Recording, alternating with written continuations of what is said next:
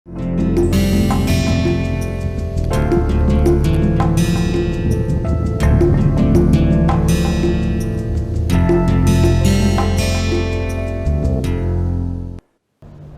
Video में हम मांग को समझेंगे। मांग को सही अर्थ अगर सही प्रकार से लिखा जाए तो इसे हम या तो मांग वक्र कहते हैं, डिमांड कर्व कहते हैं, या इसे हम मांग फलन मीन्स डिमांड फंक्शन कहते हैं, या मांग अनुसूची या डिमांड शेड्यूल कहते हैं। तो हम लोग इसके बारे में, डिमांड शेड्यूल के बारे में इस वीडियो में अध्ययन करेंगे। Demand schedule. तो हम एक थॉट एक्सपेरिमेंट करेंगे, और अभी तक आपको समझ में आ गया होगा कि मुझे थॉट एक्सपेरिमेंट्स अच्छे लगते हैं। ये हमें समझने में बहुत ही ज़्यादा मदद पहुंचाता है। तो हम एक थॉट एक्सपेरिमेंट करेंगे। समझिए अभी आम का सीज़न है, और आजकल आम बिना सीज़न के भी मिलता है, मूल्य बहुत ज़्यादा होता है, लेकिन बिना सीज़न के भी मिलता है। लेकिन अगर हम एक साधारण आदमी की बात करें, चलिए उन्हें हम मोहन कहकर बुलाते हैं, मोहन की बात करें तो मोहन प्राइस के बहुत ज़्यादा होने से अगर 1000 रुपये का एक आम मिल रहा है तो मोहन आम नहीं खरीदेंगे।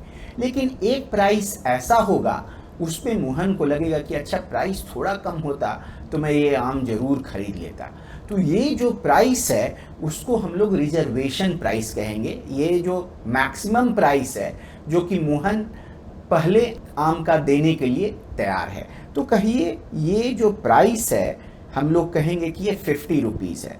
सो अगर हम वाई एक्सिस पे P रखें और एक्स एक्सिस पे Q रखें, P जो है ये मूल्य है, रुपीज़ में है, पर मैंगो के लिए, एक आम के लिए है, और Q जो है मैंगो की क्वांटिटी है, मात्रा है जो मोहन खरीदने में इंटरेस्टेड है।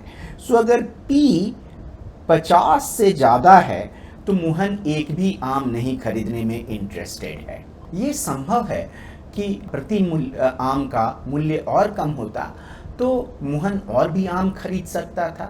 तो हम ये एज्यूम कर सकते हैं कि प्राइस जो है 50 से अगर कम होता है थोड़ा तो मोहन एक ही आम खरीदेगा।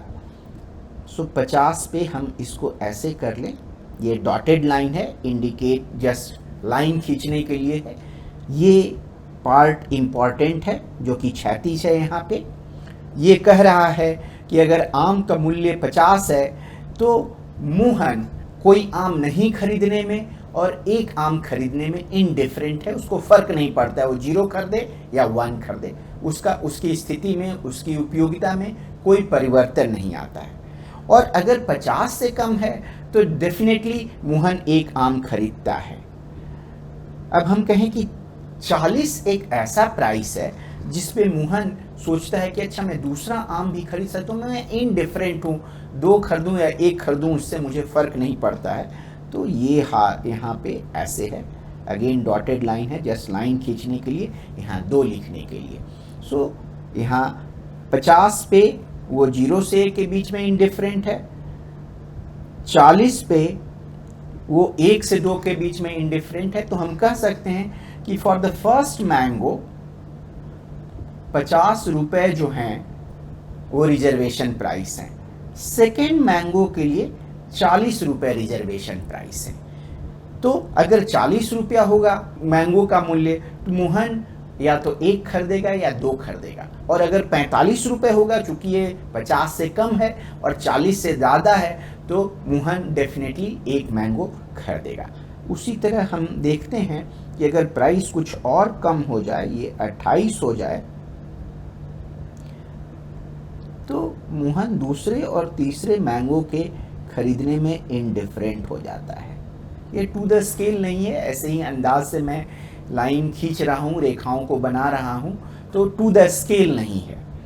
और 28 से कम होते हुए जब ये 14 होता है तो ये 3 से 4 के बीच में इनडिफरेंट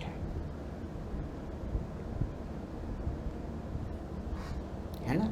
और उसके बाद ये 0 तक 4 ही खरीदने को तैयार होता है। तो ये जो है, इसको अगर हम पढ़ें, अगर हम यहाँ पे कोई प्राइस ले लें P, इस P पे मोहन कितनी क्वांटिटी खरीदने को तैयार है, ये हमें ये वक्र, ये शेड्यूल, ये फंक्शन बताता है। जैसे अगर P जो है सो 28 और 40 के बीच में है तो मोहन जो है 2 मैंगो खरीदता है। तो हर प्राइस से पे देखा जाए कि मोहन कितने मैंगो खरीदने को तैयार है, मोहन कितनी मैंगो को खरीदता है, उसकी मात्रा को हम क्यू से बता सकते हैं। और एक ये फंक्शन है प्राइस का, क्यू कैसे चेंज हो रहा है वो ये फंक्शन बता रहा है। ये जो फंक्शन है उसी को हम लोग डिमांड फंक्शन, और हिंदी में कहें तो मांग फलन कह सकते हैं। ऑफ कोर्स मोहन कितना क्यों खरीदना चाहता है, ये प्राइस, आम के प्राइस के अलावा बहुत सारी अन्य चीज़ों पे भी डिपेंड करता है। ये डिपेंड करता है मोहन की आमदनी कितनी है, सेव का प्राइस क्या है, जामुन अगर मार्केट में है तो उसका प्राइस क्या है ना, मोहन को आम कितना अच्छा लगता है। इन सब बहुत सारे फैक्टर्स पे मोहन का ये डिमांड डिपेंड करता है। लेकिन हमने पहले ही एक क्लास में पढ़ा है कॉन्सेप्ट ऑफ सेटेरिस पारिबस। इसका मतलब क्या है, अन्य चीज़ों के सामान्य रहने पे अन्य चीज़ों में कोई बदलाव नहीं आ रहा है। सो हम सिर्फ ये देख रहे हैं अगर यहाँ पे कोई और वेरिएबल है, कहिए पी जामुन है या इनकम है, ये सब चीज़ें हैं, तो इसको हम एक कांस्टेंट मान लेते हैं, ये चेंज नहीं हो रहा है। और हम देखते हैं कि ये क्वांटिटी, मात्रा पी के अनुसार कैसे बदल रही है, इसी को हम डिमांड फंक्शन कहते हैं। ये तो हमने ग्राफ के द्वारा समझा, हम गणित के द्वारा भी इसको समझने का प्रयास कर सकते हैं।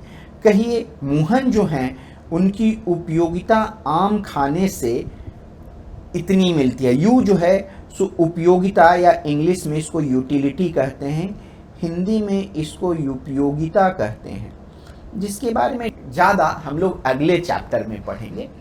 अभी कितनी खुशी मिलती है, ऑफ कोर्स इसको मेजर नहीं किया जा सकता है, फिर हम इसके बारे में इकोनॉमिक्स में कैसे बातें करते हैं इसको हम अगले चैप्टर में समझेंगे। अभी हम इतना ही समझें कि अगर एक आम खाएगा तो उसकी उपयोगिता कितनी है, 2 आम खाएगा तो कितनी उसकी उपयोगिता है, एंड सो ऑन। तो ये इतनी उपयोगिता है और उसका कॉस्ट कितना है पर मैंगो, उसे पी लगता है। तो अगर क्यू मैंगो ले रहा है, आम ले रहा है, तो उसका कॉस्ट पी क्यू हो गया। सो मोहन क्या ट्राई करेगा, मोहन ट्राई करेगा इसको मैक्सिमाइज करने की, किसके सापेक्ष में, क्यू को बदल करके इसको मैक्सिमाइज करने की कोशिश करेगा, है ना। तो अगर मान लीजिए कि अभी क्यू नॉट है, तो अगर हम क्यू नॉट से क्वांटिटी बढ़ाते हैं क्यू नॉट प्लस 1, तो इसके उपयोगिता में अंतर आएगा। अब उपयोगिता ज़्यादा हो जाएगी क्यू नॉट प्लस 1, प्राइस भी ज़्यादा हो जाएगा। अब पी क्यू नॉट प्लस 1 की बात कर रहे हैं, ये ज़्यादा हो जाएगा, यहाँ ज़्यादा बड़े नंबर से मल्टीप्लिकेशन होगा। अगर ये you Q not minus P Q not, you Q not उपयोगिता है क्यू नॉट के मैंगो खाने से, और पी क्यू नॉट कॉस्ट है क्यू नॉट मैंगो का, लागत है, तो क्लियरली बड़ा ही क्लियर है कि इस केस में Mohan Q not plus 1 mango के लिए जाएगा और क्यू नॉट मैंगो के लिए नहीं जाएगा। तो इसको हम ऐसे लिख सकते हैं, यू क्यू नॉट को इस साइड ले आए और इस फैक्टर को दूसरे साइड, राइट हैंड साइड ले आए।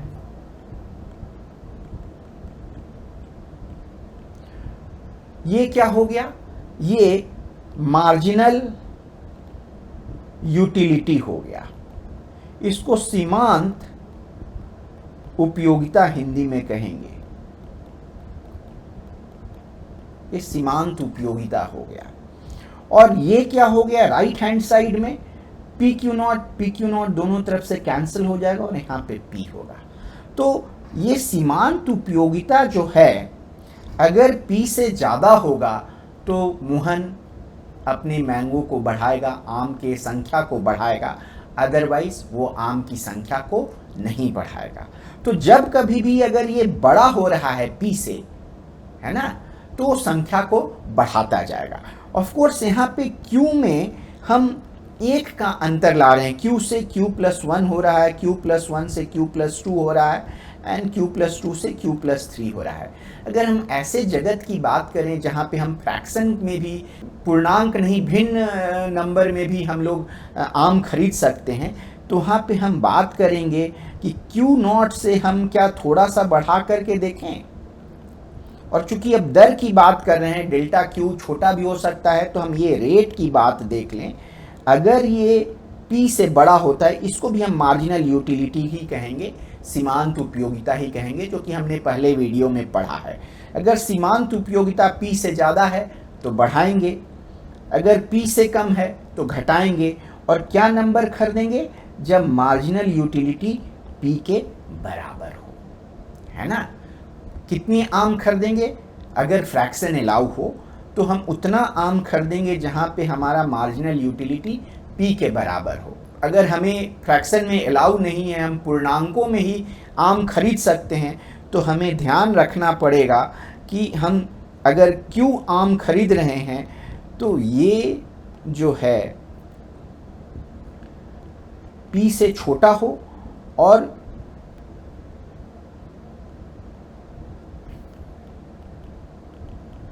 P से बड़ा हो। ऐसा हम क्यों कह रहे हैं? क्योंकि Q-1 से Q में जाएंगे, क्योंकि यहाँ पे मार्जिनल यूटिलिटी जो मिल रही है, सीमांत उपयोगिता जो मिल रही है, P से ज़्यादा है, तो मुहन Q-1 से Q की तरफ बढ़ जाएगा। लेकिन ये P जो है UQ+1 माइनस UQ से छोटा है, तो ये मुहन Q से Q1 की तरफ नहीं जाएगा और इतना ही आम Q आम पर ही अपना डिसीजन लेगा कि Q आम ही खाना है। अगर ये हम डाटा में देखें, जो मोहन की बात किए, तो फर्स्ट आम के लिए वो 50 मिल रहा था उसको यूटिलिटी, है ना। तभी तो 0 आम था तो उसको 0 यूटिलिटी थी, उपयोगिता थी। पहले पे उसे 50 उपयोगिता मिला, तभी तो 1 माइनस U0 जो है जब 50 हुआ, तभी तो वो इनडिफरेंट हुआ कि वो 0 रखे आम या 1 रखे आम, है ना। अगर थोड़ा प्राइस कम हुआ 45, तो क्लियरली U1 जो है माइनस U0 ये जो है सो 45 से बड़ा है, क्योंकि 50 है उसकी उपयोगिता और 45 से बड़ा है, तो वो पहला आम खरीद लेगा। सो इसी तरह हम देखते हैं, अगर हम सारा डाटा लिखें, 2 आम कितने पे खरीदेगा, 3 आम कितने पे खरीदेगा, 4 आम कितने पे खरीदेगा, है ना। तो हम देख रहे हैं कि 2 चीज़ इसमें देख रहे हैं। एक तो देख रहे हैं कि सीमांत उपयोगिता घटती जा रही है, इसको हम ह्रासमान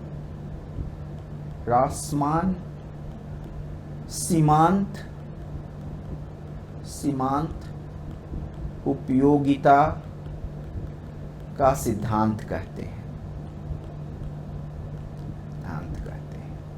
है ना। ऐसा क्यों होता है? अगर हम सोच करके देखें कि सीमांत उपयोगिता घटते क्यों जाती है जैसे जैसे हम ज़्यादा और ज़्यादा कंज्यूम करते जाते हैं। आपको मैंने एक एग्जांपल दिया था चश्मे का। मेरे पास चश्मा नहीं है और चश्मे के बिना अगर हम देख नहीं सकते हैं, तो पहले चश्मा देने के लिए हमारा जो गेन है वो बहुत ज़्यादा है ना। ये हमें देखने में मदद करता है, तो हम बहुत ज़्यादा पैसे देने को तैयार होंगे पहले चश्मे के लिए। लेकिन अगर हमारे पास एक चश्मा है, तो अगर हम दूसरा चश्मा लेंगे, हम दूसरा चश्मा क्यों लेंगे? सेफ्टी के लिए लेंगे कि पहला चश्मा टूट न जाए, हम उस हाल में क्या करेंगे, तो उसके लिए हम दूसरा चश्मा लेंगे। तो उसकी उपयोगिता, एडिशनल उपयोगिता, अतिरिक्त उपयोगिता दूसरे चश्मे से बहुत ज़्यादा नहीं है, तो हम उसके लिए थोड़े ही मूल्य देने को तैयार होंगे। उसी तरह आम में देखें कि अगर हम आम नहीं खाए हुए होते हैं, पहला आम मिलता है तो हमें बहुत ही खुशी होती है, दूसरा आम से हमें खुशी होती है लेकिन थोड़ी कम खुशी होती है। उसी तरह से ये हमारी यूटिलिटी, उपयोगिता और एडिशनल आमों से घटती जाती है। तो ये हम बराबर ये चीज़ हम लोग ऑब्जर्व करते हैं, देखते हैं। अच्छा, हमने ये देखा कि ये जो फलन है एक सीढ़ीदार फलन है, स्टेप वाइज फंक्शन है। अगर हम ऊपर जाएं तो देखते हैं कि ये स्टेप वाइज चेंज हो रहा है ना, ऐसे चेंज हो रहा है। ये स्टेप वाइज क्यों चेंज हो रहा है?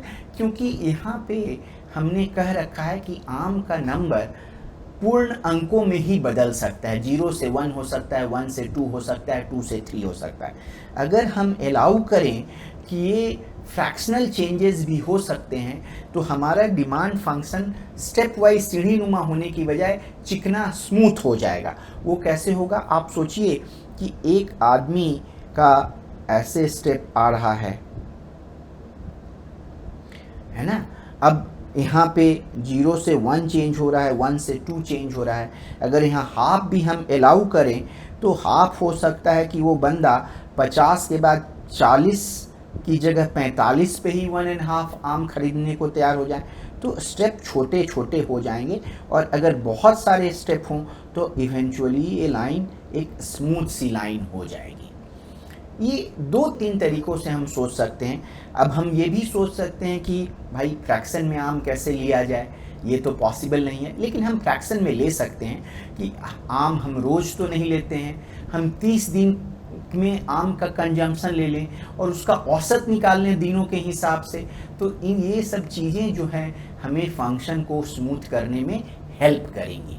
तो अगर फलन चिकनी हो गई है तो जैसा मैंने यहाँ ड्रॉ किया, ये एक डाउनवर्ड स्लोपिंग कर्व है जो कि अगर हम बाएं से दाईं ओर जाते हैं तो जैसे जैसे प्राइस घटता है मात्रा, खरीदने की मात्रा बढ़ती जाती है। और जैसा कि मैंने पहले वीडियो में ही बताया था, ये हम बराबर ऑब्जर्व करते हैं। तो ऐसा एक अगर हमारा मान लीजिए एक रैखिक मांग है जिसको हम ऐसे दिखा सकते हैं, ठीक है।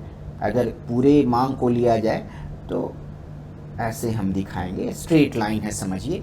ये पार्ट क्या दिखाता है कि अगर ये जो है सो फर्स्ट पीस के लिए, फर्स्ट यूनिट के लिए रिजर्वेशन प्राइस इज P0 है ना। यहाँ पे P है, यहाँ पे Q0 है।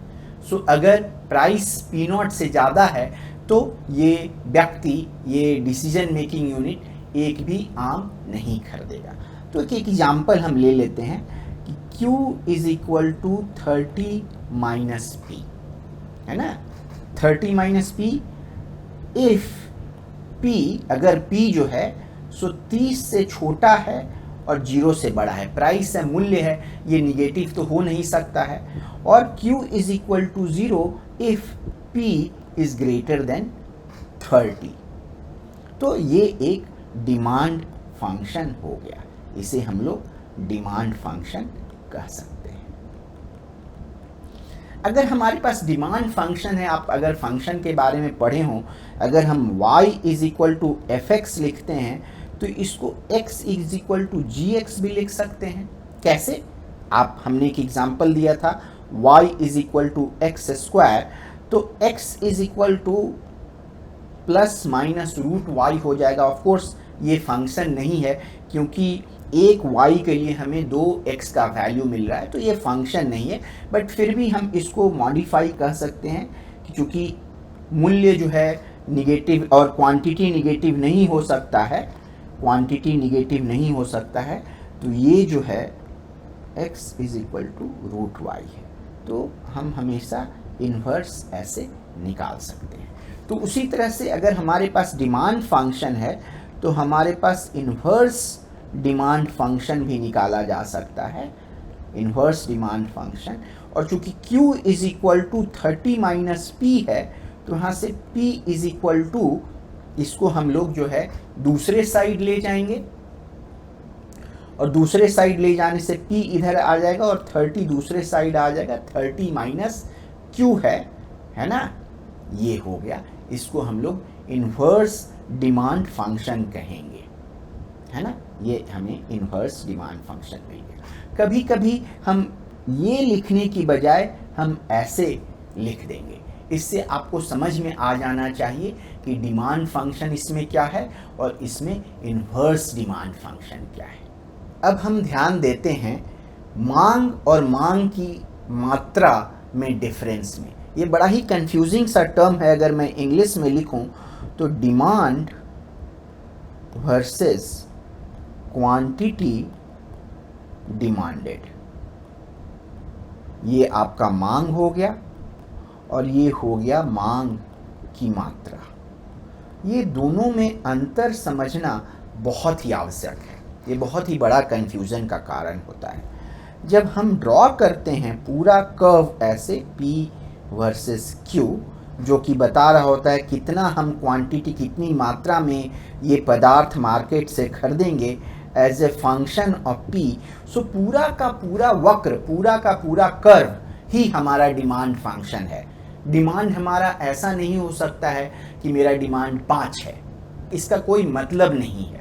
जब भी हम डिमांड की बात करते हैं तो एक ये पूरा का पूरा फंक्शन होता है, जैसे जैसे मूल्य बदल रहा हो वैसे वैसे हमारी क्वांटिटी कैसे बदलती है, इस चीज़ को डिमांड बता रहा होता है। तो पूरे कर्व को एक साथ हम लोग मांग या डिमांड फंक्शन या डिमांड कर्व या डिमांड शेड्यूल कहते हैं, है ना। ये बड़ा कंफ्यूजिंग है। कभी कभी हम ये कहते ज़रूर हैं कि अगर प्राइस 5 रुपये है तो क्वांटिटी डिमांडेड कितनी होगी, इसको Q नॉट कर, क्वांटिटी डिमांडेड Q नॉट है। तो अगर यहाँ पे P को हम 5 से रिप्लेस कर देते हैं तो यहाँ पे Q नॉट मिलेगा।